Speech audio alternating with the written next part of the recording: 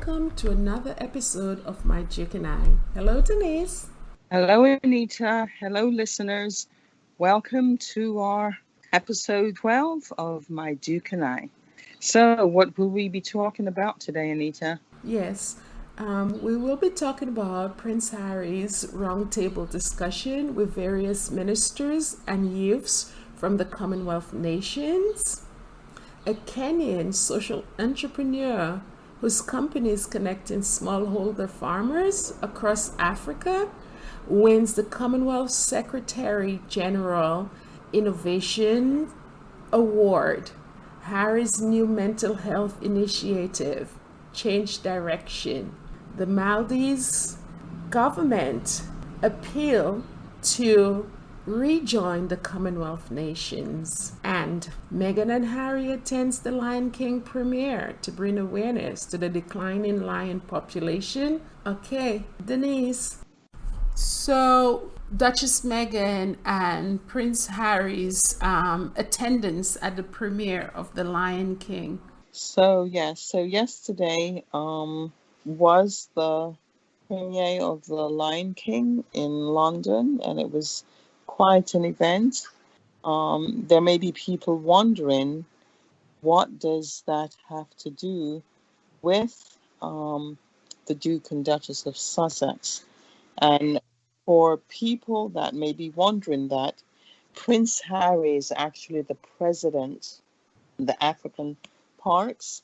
And since the last Lion King was made 25 years ago, more than half of the lions of Africa have died, whether through natural death or poaching or different hunting.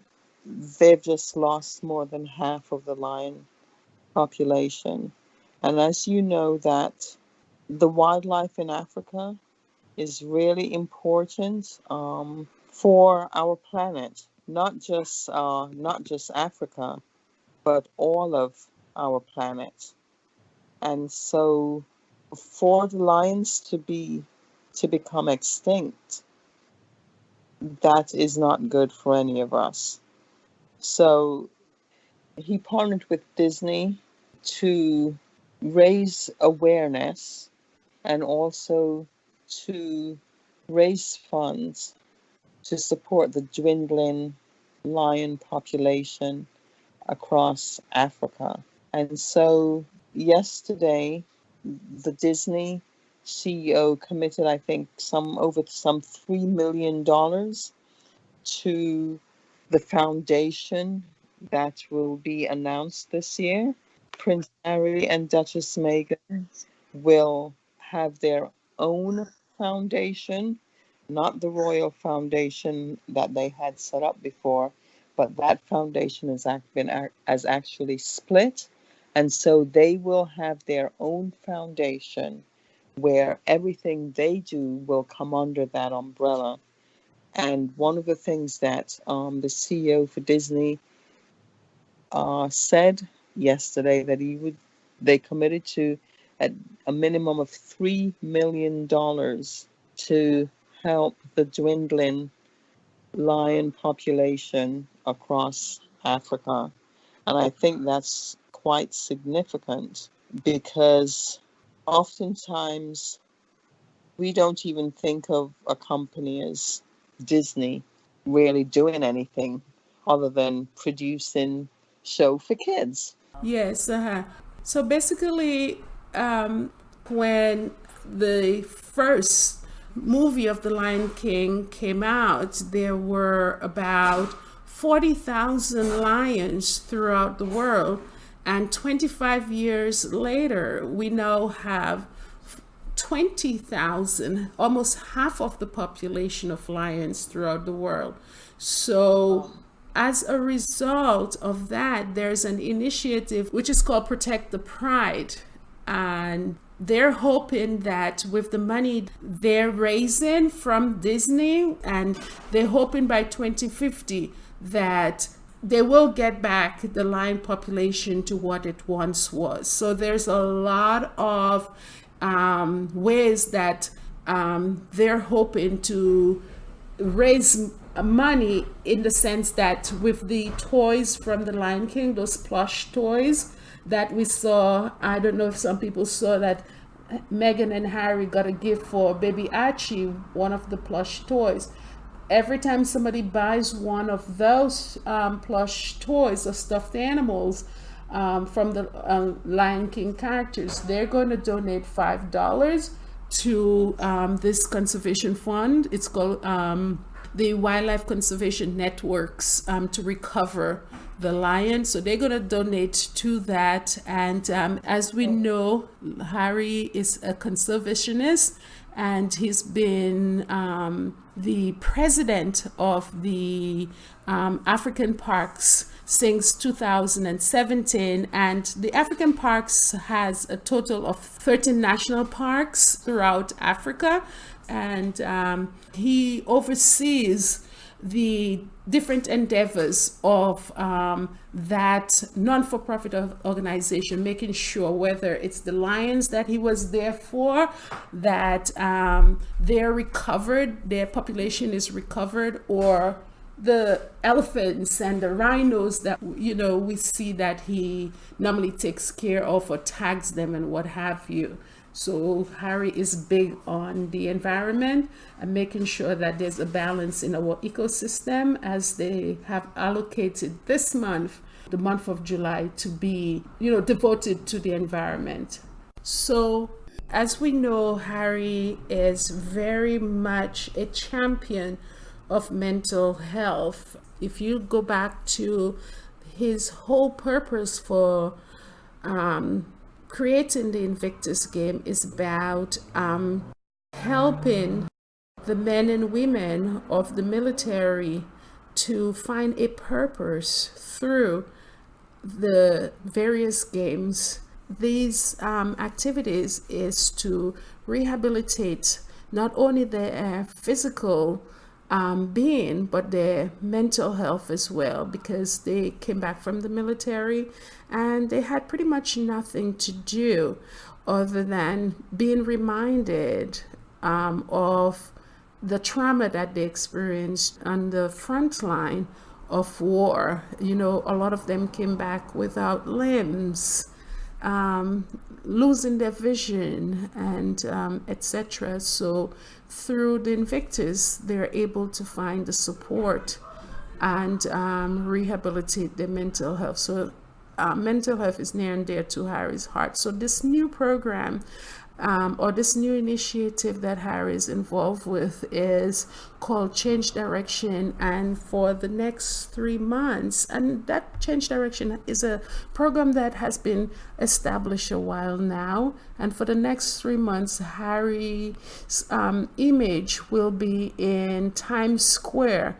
And, Times Square is visited by millions of people. I live in New York, and New York is in Times Square. It's visited by millions of tourists.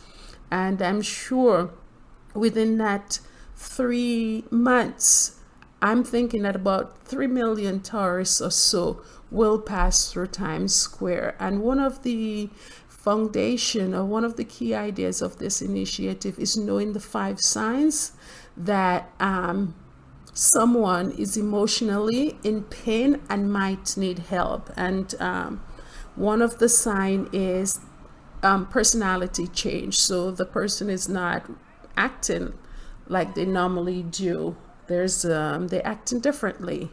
So that's one of the signs. The second one, these 5 signs that we're talking about, the second one is they're acting out of character. They're becoming angry easily, anxious, agitated, moody for no reason, and that's not how that individual may have been before. They're more withdrawn. They tend to isolate themselves, not participate in activities, staying away from people, staying away from their friends, their families. Those are signs. And the third one is they stop taking care of themselves.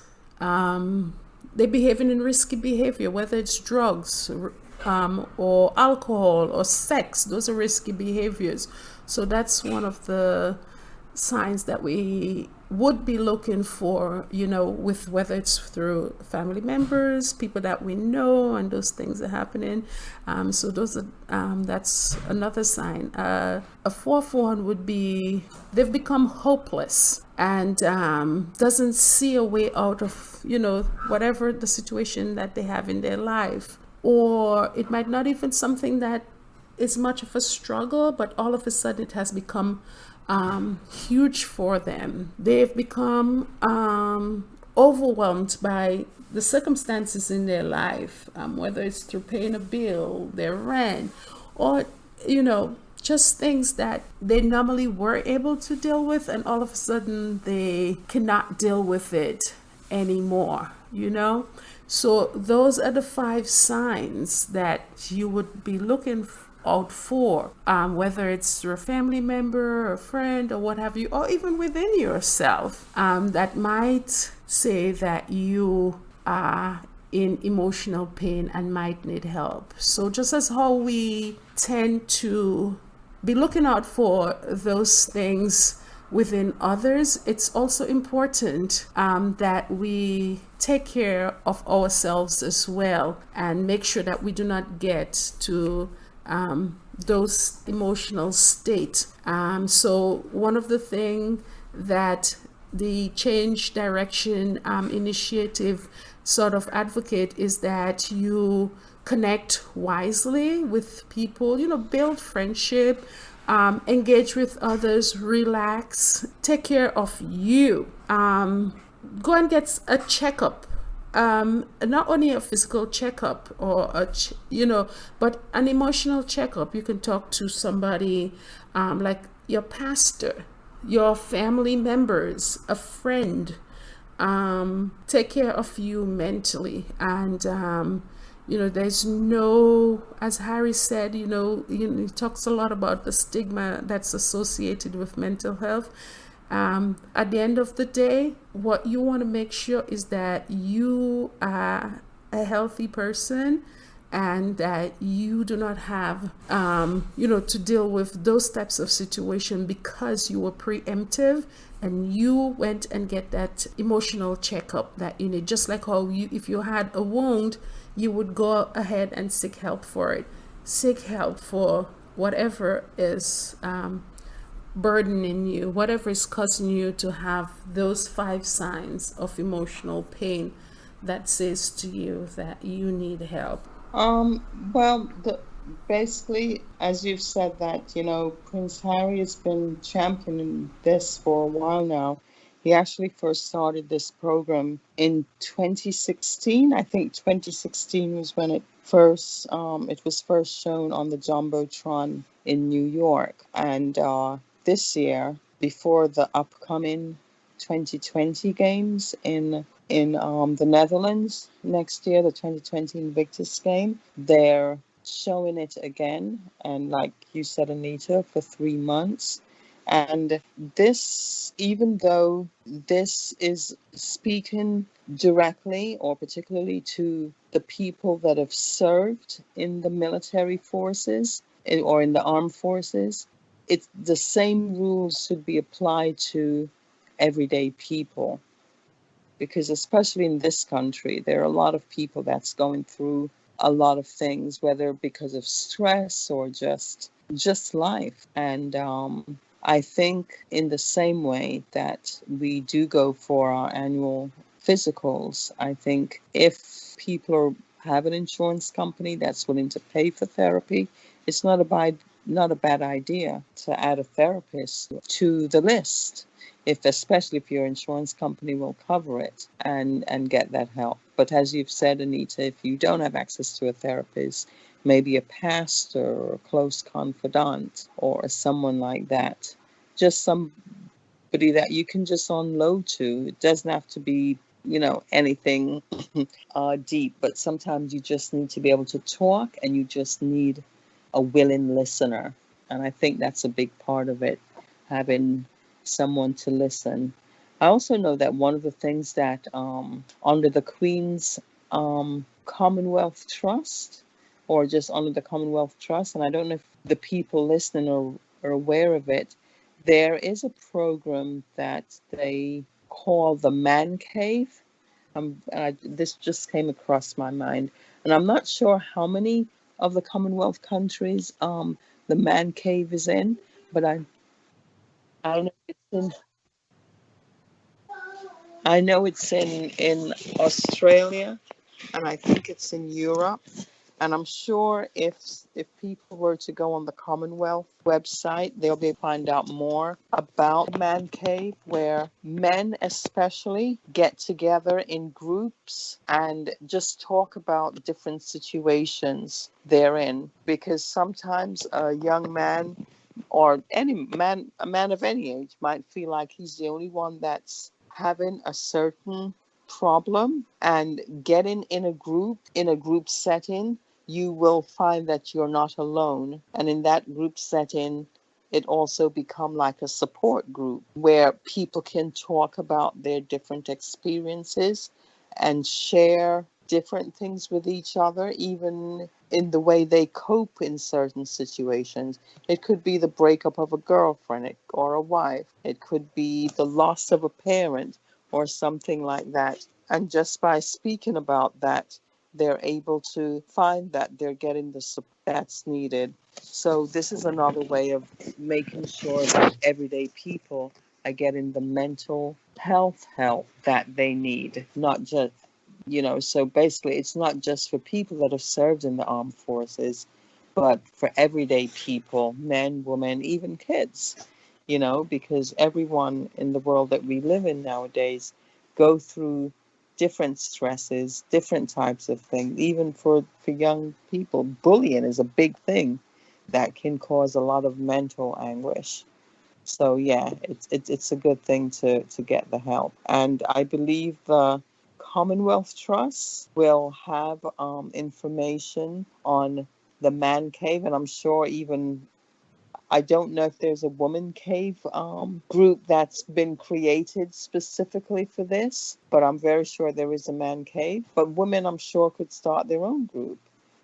And yeah. And then for those in the military service, through whether the veterans or the local military offices, you can find out about getting help through them. And there is the change. Direction. Mm-hmm. If you go on the change website, you will be able to find different information on how to get the help. Change direction, it's called. So if you Google that, you'll be able to see, you get more information about change direction. If we find it, I'll also I will create a circular or the notes from this show, and I will incorporate it in there so whoever is interested can get the information, not only about change direction, but from the Queen's Commonwealth Trust with the Man Cave as well, and what they're doing, so the people and them out there in Australia and the different regions can have access to, to that type of support. Also, and there's this call line that Harry and Meghan was a part of. I'll also incorporate that in there as well, so that they could have some outlet where a trained person can support them. Yes. Okay, so that's good. So John Oruko, whose company is Selina Wamusi, received recognition for his innovative company, which integrates agricultural farmers across Africa by connecting them to different global supply chains.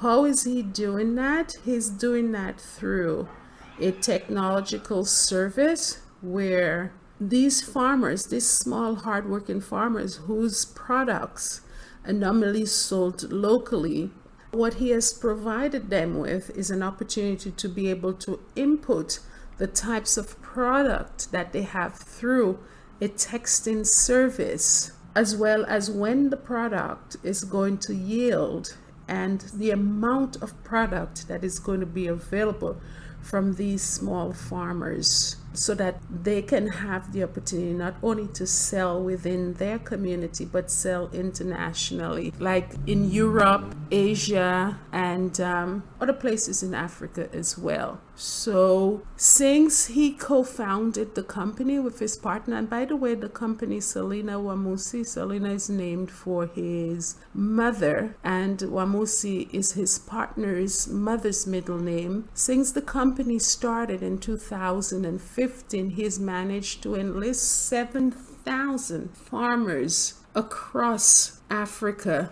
who grow high value food, and small fishing community farmers that sells seafood, and livestock farmers as well. He has been able to enlist 7,000 of them to help them to get these products across different markets throughout the world. So that's a lot of farmers. And one of the statements that he said during the time that he was accepting his award, he said that the story of our mothers as rural smallholder farmers is the story of tens of thousands more across the country. And this inspired me to start Selina Wamusi. I believe that every human being who works hard deserves to have access to opportunities that enables them to live a life of dignity. You know, they work so hard. They should be able to benefit from their hard work. And, you know, that's what he really means.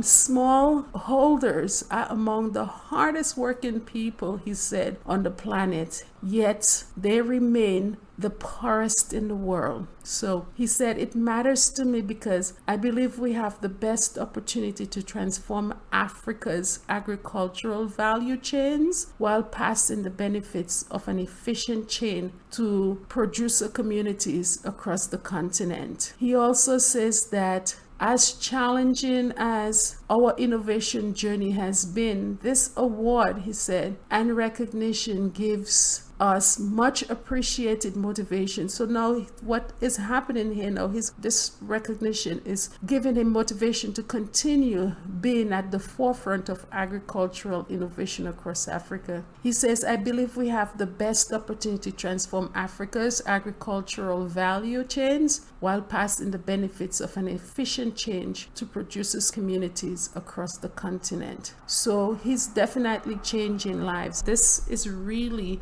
something that is near and dear to Duchess Meghan and Prince Harry's heart. The whole idea is not just having money circulate among one set of people. The idea is to be able to have money circulate throughout large communities, and the ability for these small farmers to be able to sell their products. Now they're now able to help people within their community, whether it's through hiring them or even expanding their businesses by buying land. And I read an article somewhere that is based off of what he's doing, that there's a lot of land in Africa that is not being used. And what you have now is that other people in various communities can say, you know what, I'm going to do this business. I'm going to grow potatoes because I know there's a market out there for potatoes. What he's doing is providing opportunities for different families to create their own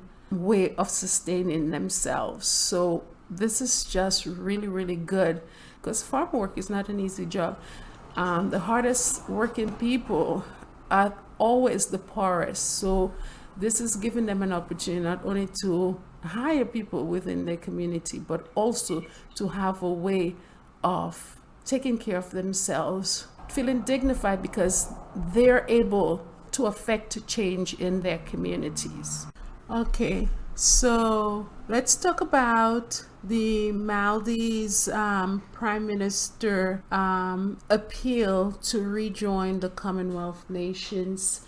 So Denise, I'll just explain what has happened, and then you can talk about some of the values of the Commonwealth nation and why it's lucrative for countries to want to be part of the Commonwealth nations. So here we have a new prime minister, a new president, sorry, not prime minister, new president of Maldives, and his name is Ibrahim Mohammed Solai, and he has appealed to rejoin the Commonwealth nations because the former leader that was there before him, I think it was in 2016, one part of the Commonwealth value is freedom of speech, having the ability to speak and the ability to congregate. So what they were doing, they were jailing people who openly speak against some of the things that they felt that were unjust or things that they did not like. As a result, they were imprisoning these speakers and these leaders throughout Maldives. And as a result, they came under a lot of pressure and they had to resign from the Commonwealth nations. So now, given that they have this new president right now, he understands the benefits of the Commonwealth nation. You have 53 countries together. That's a lot of countries. And, with that type of cohesive voice, imagine something that is going on throughout the world, and if these nations come together, they can certainly make a difference. They can vote either for or against and make a difference in whether that treaty or that law goes through. So definitely being part of the Commonwealth nation is very lucrative. And as we saw with Cyclone Ida in Africa, we saw a lot of the Commonwealth nations were supporting the recovery of that cyclone. So as there's another example of how lucrative being part of the Commonwealth nation is. Dennis, do you want to add on to that? Well, also it's like 53 countries that are all democratic countries coming together under one umbrella. They can trade with each other and trade outside of the Commonwealth body, whether it's to the U.S., to China, or wherever.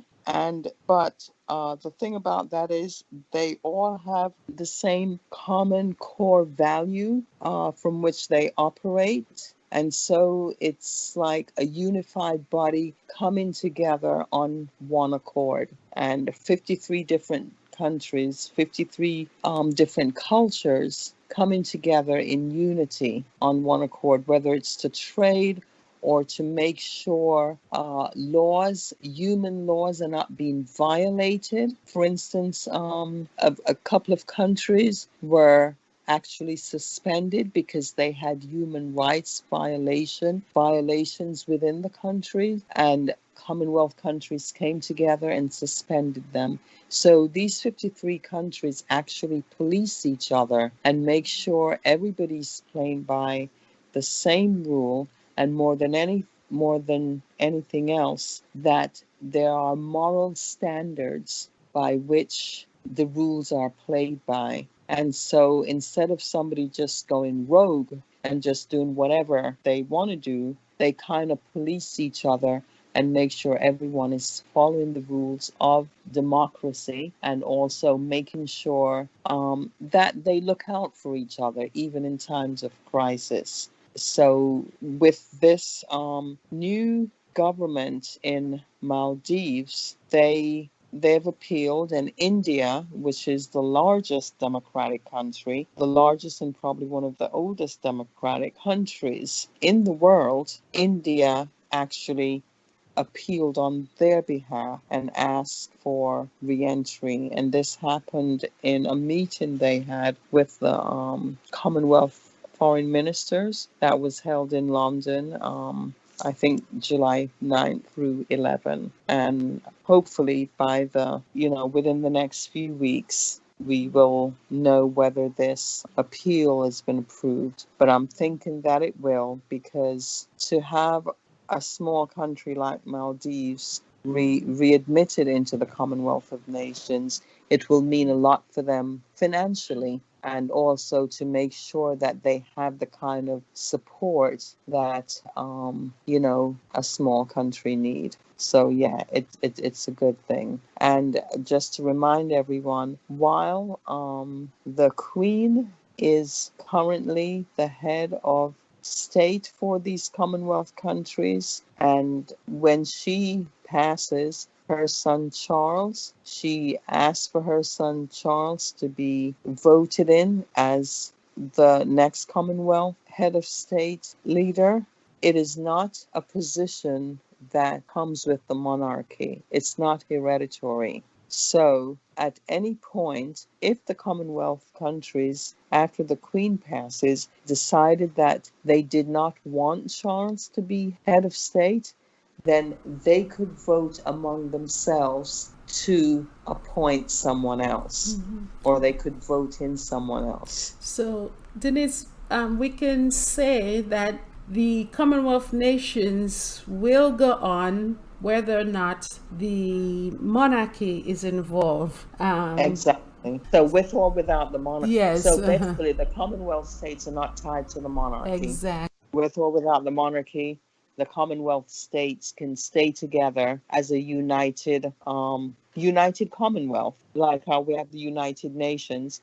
The Commonwealth can stay together as a body, and they can vote. The Commonwealth countries can vote for leaders from any of the 53 Commonwealth countries. They could vote to have someone as their leader. So it's not specific to any one country, they just have to agree. And later on, if somebody decided they wanted to vote for Prince Harry as head of the Commonwealth, they could do that independently of the United Kingdom. So, Denise, Prince Harry participated in a discussion with Patricia Scotland, the Secretary General of the Commonwealth nations, as well as ministers and youth leaders. They talked about different practical ways that they can support young people throughout the Commonwealth, whether it's through financing those initiatives that matters to these young people, or supporting those issues that matters to them. So overall, they sort of generated different ideas of how to support these young individuals, because those are challenges that they're particularly facing. And it's just really nice to see that, there was this roundtable discussion taking place and gathering those information to better help these young people. So, Denise, do you want to add on to what took place also during this roundtable discussion? One of the things that I think they also spoke about was a program that actually started in 2017. It's called the Open Source Leadership Program, where this is a 7-week course that's offered to young leaders to take, and it teaches them different strategies on how to deal with the rapid technological advances that's bringing unprecedented change in our world today, a world that is filled with uncertainty. It not only talks about, the different kinds of technology, but it also talked about the common purpose on people that wanted to get a fresh start in leadership. Now, there's a lot of young people out there that do need leadership training skills, and they also need to have a tool where they can adapt to the way older people perceive them and how to communicate with them. Because as you know, oftentimes in many countries, whether it's in the Caribbean or whether in Africa, a lot of time the young people are taught to respect their elders, which is good. You should respect your elders. But on the other hand, in a respectful way, you should be able to communicate with your elders, and they should be able to listen to you, because it doesn't matter how old or how young you are, you can still learn from each other. And oftentimes, the older generation will brush off the younger generation and not listen to what they're saying, no matter how important it is. So, what this program does, it teaches those kind of skills. And they have a strategy. It's called the open source leadership. It's a model which they follow. And in this model, the leadership, well, the first trait is awake. And it says to be awake is to know about the intolerance and discrimination that's experienced every day by our peers. And oftentimes, when someone is devalued or excluded on the basis of who they are systematically barred from contributing to their full potentials. So it teaches you how to address this sort of problem. The next thing, or the second part of the strategy, is trustworthy. And it says oftentimes a young person that are consulted, or young people that was consulted, noted that in today's world there have been a persuasive increase in mistrust in governments, in industries, and even in among neighbors. And so again, they're teaching young people how to build trust among neighbors, in industries, and in the government. They're teaching them how to engage, because through engagement and interconnection, we can spark a wider trust by rebuilding our own trustworthiness and thus getting other people to trust us. And so this is another skill that's taught. And then there's a third skill they talk about. It's called the trait of quick. And basically what that is, it's given an example of how the Industrial Revolution sparked a massive change in societies. And now we have technology which is revolutionizing the world through artificial intelligence, and it's causing us to lead in a more uncontrollable type of environment. So these are some of the things that that was discussed, and I think that's being taught. And another thing is that sometimes people are afraid of change, and what it's encouraging young people to do is don't be afraid of these changes, but try to understand them, because by understanding them, you're able to harness and then enact the positive change that is so desperately needed in our society. So all in all, it is actually an excellent program that's been introduced to the young people. And like I said before, it is a 7 weeks course that's open to the youth of the Commonwealth, and young people can actually go on the commonpurpose.org/Commonwealth 100 website, and they can find more information about it.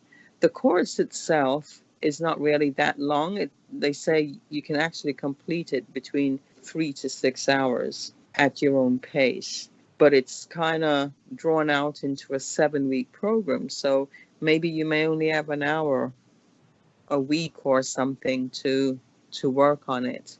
And so it affords you that type of time that you can go on for an hour or two, or if you want to finish it in one day, you're also able to do that.